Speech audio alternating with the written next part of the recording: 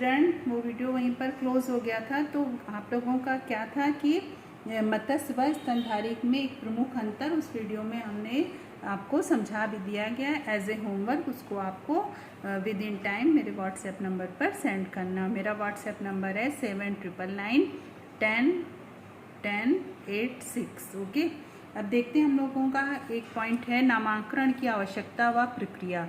अब आप बताइए कि मतलब कि क्यों नामांकन की आवश्यकता पड़ी, ठीक है ना। तो उसकी प्रक्रिया क्या थी। किसी भी जीव का वर्गीकरण का स्थान निर्धारित करके उसे एक निश्चित नाम देना नामांकन कहलाता है। यानी कि किसी भी क्या करना है, किसी भी जीव का वर्गीकरण को आप क्या करेंगे, पहले तो उसके स्थान को आप बता देंगे कि ये क्या है, फिर उसका क्या करेंगे, नामांकन नाम देना ही, एक निश्चित नाम देना ही क्या कहलाता है, नामांकन कहलाता है।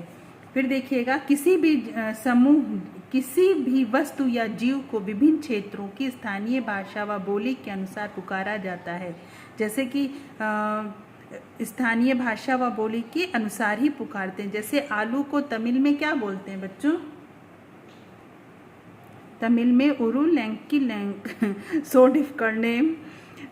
और हिंगू मराठी में बटाटा, ओके, हिंदी में आलू तथा अंग्रेजी में पोटैटो कहा जाता है। यानी कि उसको स्थानीय भाषा के अनुसार ही उसको नाम देते हैं। दूसरा है, एक वस्तु के इतने सारे नाम से पहचानने में असुविधा होती है। इसी असुविधा को देखते हुए लिनियस ने जीवों को ऐसे नाम देने की आवश्यकता महसूस की जिसे सारे संसार में एक ही नाम से पुकारा जाए। अभी आप देखेंगे कि अब मराठी में उसको बटाटा बोलें कि तमिल में उसको हंगू यानी उरु लैंकी लैंक सो डिफिकल्ट या बच्चों, फिर मराठी में बटाटा बोले, हिंदी में आलू है, इंग्लिश में पोटैटो है, तो क्या दें। तो उन्होंने ये सोचा कि अगर इसको एक नाम दे दिया जाए तो बहुत आसान होगा। तो उन्होंने इसी असुविधा को देखते हुए लिनियस ने जीवों के ऐसे नाम की आवश्यकता महसूस की जिसे सारे संसार में एक ही नाम से पुकारा जाए। इस नाम को उन्होंने वैज्ञानिक नाम कहा। घर ने क्या इस नाम को क्या कहा कि ये जो नाम है ये वैज्ञानिक नाम है। अब इसमें देखिए, यानी वैज्ञानिक नाम कहा। फिर जिसमें प्रत्येक जीव का नाम 2 शब्दों में रखा जाता था। उन्होंने कहा कि प्रत्येक जीव का नाम है वो 2 शब्दों में रखा जाए, इसे द्विनाम पद्धति कहा जाता है। इस पद्धति में प्रत्येक जीव के नाम में पहला शब्द तथा वंश और दूसरा शब्द जाति का। लिनियस ने कुछ मतलब इस प्रक्रिया की, ये प्रोसेस की, जिसके अनुसार ही उन्होंने जीवों का नाम रखा और उसे द्विनाम पद्धति कहा गया। तो उन्होंने उसके इस पद्धति में क्या था, पहला था इस जीवों का नाम का पहला शब्द वंश होगा, दूसरा शब्द जाति का होगा। जीवों के वंश का नाम का पहला अक्षर अंग्रेजी में बड़े अक्षर में तथा अन्य अक्षर छोटे अक्षर में लिखे जाते हैं। उन्होंने कहा कि जीवों के वंश के नाम का जो पहला अक्षर है वो अंग्रेजी के बड़े अक्षर से लिखा जाए और अन्य अक्षर छोटे से लिखे जाते थे। जाति का नाम अंग्रेजी में छोटे अक्षरों में लिखा जाता है। फिर तीसरा पॉइंट है, वंश व जाति के नाम को तिरछे अक्षरों में लिखा जाता है, मतलब तिरछे इटैलिक फॉर्म में लिखें। यदि ये नाम सीधे अक्षर में लिखे जाते थे तो उनके नीचे रेखा भी खींचते हैं। अब यहाँ पर देखिएगा कुछ जीव के वैज्ञानिक नाम दिए गए हैं। जैसे कि मेंढक, मेंढक का नाम देखिएगा राना टिग्रीना है ना। तो राना जो है वो पहला वर्ड आर जो है, ये जो पहला लेटर है आर, यानी कि सॉरी वर्ण नहीं, पहला लेटर जो आर है ये आर किससे है, कैपिटल से है ना। बाकी के लेटर्स क्या हैं, वो इटैलिक फॉर्म में तिरछे अक्षर से लिखे हुए, वो भी स्मॉल है, स्मॉल लेटर है। और इधर शेर को देखिएगा, पैंथोरियो लीवो है ना। तो पैंथोरिया लीवा मतलब कि ये शेर का जूलॉजिकल नेम हुआ ना, और इसे वैज्ञानिक नाम कहा गया। पी क्या है, पी हमारा जो है ये लेटर जो है ये कैपिटल लेटर है ना। इसी तरीके से गौरैया का पैसा डोमेस्टिका, फिर मनुष्य का होमो सैम्पियंस। तो आप इन चारों के वैज्ञानिक नाम को भी आपको इन 4 को लिख के होमवर्क में व्हाट्सएप नंबर पर सेंड करना। यानी आपके लिए 2 क्वेश्चंस है और दोनों आपको पता है, इसलिए बच्चे ज़्यादा से ज़्यादा आप लोग होमवर्क को करें। क्योंकि आप लोग होमवर्क में जब कंसंट्रेट नहीं करते तो ये अच्छा नहीं लगता है। फिर 2 होमवर्क को सिर्फ आपको 2 होमवर्क करके इसको भेजना है। अब यहाँ पर देखिएगा, समय समय पर प्रकृति में प्रजातियों की विलुप्ति व नई नई प्रजातियों के विकास एक सतत चलने वाली प्रक्रिया है। ये आप क्या सीखे कि जो ये नेचर है इसमें जो प्रजातियां हैं ये विलुप्त भी होती हैं, मतलब कि छुप जाती हैं, ख़त्म हो जाती हैं, और नई नई प्रजातियों का विकास है। ये हमेशा चलने वाली प्रक्रिया है, ये कभी रुकने वाली प्रक्रिया नहीं है। इसी कारण वर्गीकरण की कोई भी एक प्रणाली सभी जीवों के लिए सीमाबद्ध नहीं कर सकती। अगर आप मान भी लें कि हाँ ये वर्गीकरण है, ये इसकी एक ही प्रणाली है, ये सब जीवों पे काम करेगी, तो ऐसा नहीं है, क्योंकि प्रजातियां चेंज होती हैं ना, बदलती हैं।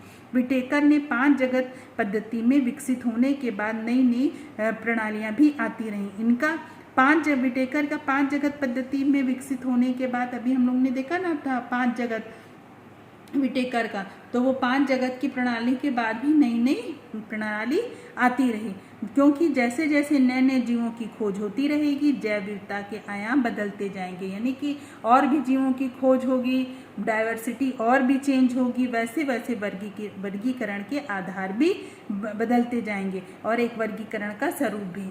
आप ये नहीं कह सकते कि जो ये वर्गीकरण है ये तो अब एकदम बेकार हो गया, ऐसा नहीं है। इसी के आधार पर आगे खोज होती जाती है, जीवों को एक वर्गीकरण को एक सहारा मिलता जाता है और वैज्ञानिक इस पर रिसर्च करते हैं, उसके अनुसार फिर और इसमें बदलाव होते हैं। यानी कि ये जो है प्रक्रिया ये हमेशा चलने वाली प्रक्रिया है, ये रुकने वाली प्रक्रिया नहीं है।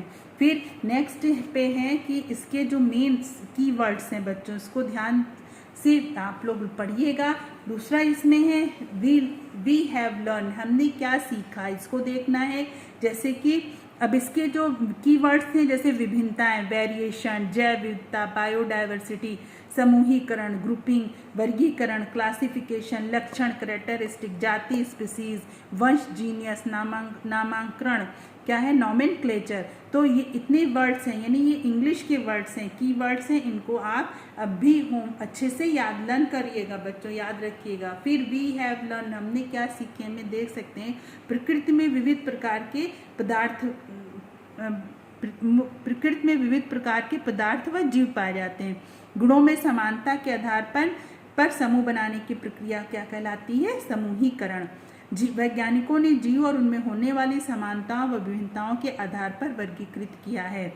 वर्गीकरण जीवों की विविधता व समानता को स्पष्ट करने में सहायक है, बहुत इंपॉर्टेंट है वी हैव लर्न, क्योंकि इसमें आपके ऑब्जेक्टिव और फिल इन द ब्लैंक दोनों कवर होते हैं। प्रकृति में विभिन्न जीवों को एक साथ सरलता, सुगमता से एवं क्रमबद्ध अध्ययन करने के लिए वर्गीकरण की आवश्यकता होती है। यानी कि आप सभी जीवों को एक साथ, अब आप हर किसको याद रख पाएंगे कि किस मत्स्य और जो हमारे उभयचर हैं इनके शरीर पर क्या पाया, इनकी जो शरीर होती है वो नमी युक्त होती है। तो आप इसको आराम से इस तरीके से क्लासिफिकेशन से जो मत्स्य के जंतु उनको और उभयचर के आने वाले जंतुओं को आप इजीली उसको अच्छे से समझ पाएंगे और ध्यान में भी रख पाएंगे अगर वर्गीकरण इसको सहारा मिलता है। लिनियस ने संपूर्ण जीव जगत को 2 जगत में बांट दिया था, पादप जगत व जंतु जगत में विभाजित किया, यानी प्लांट किंगडम और एनिमेलिनिया में। फिर जीवों को 5 जगत में वर्गीकृत करने वाले निम्नलिखित आधार को ध्यान में रखा। 5 जगत को, पहला केंद्रक झिल्ली की अनुपस्थिति व उपस्थिति के आधार पर प्रोकैरियोटिक व यूकैरियोटिक कोशिका, जीवों की शारीरिक संगठन एक कोशिकीय है कि बहुकोशिकीय, पोषण विधि स्वपोषी या विषमपोषी। तो आप इसको अच्छे से समझ लीजिए यहाँ पर कि तो यानी कि पोषण विधि स्वपोषी व विषमपोषी। अब केंद्रक झिल्ली की अनुपस्थिति व उपस्थिति, जिसमें केंद्रक झिल्ली अनुपस्थित होती है वो कौन सी कोशिका होती है, हमारी प्रोकैरियोटिक, और जिसमें केंद्रक झिल्ली उपस्थित होती है वो क्या है, यूकैरियोटिक। तो ये इसका एक आधार बना। दूसरा, जीवों की शारीरिक संगठन उनका कैसा है, जो जीव है वो एक ही कोशिका का बना है कि उसमें और बहुकोशिकीय का बना है, या इसमें पोषण विधि क्या, स्वपोषी या अपना भोजन स्वयं बना लेते हैं या फिर भोजन के लिए ये दूसरों पर डिपेंड है। फिर उपयुक्त आधार पर सभी जीवों को 5 जगत में बांटा गया, जगत, Monera, protista, fungi, Plantae, animalia. अभी इसको हम लोगों ने डिटेल में पढ़ा है, इसको आप लोग फिर से इस चैप्टर को रिवाइज करिएगा और अच्छे से समझकर पढ़िएगा।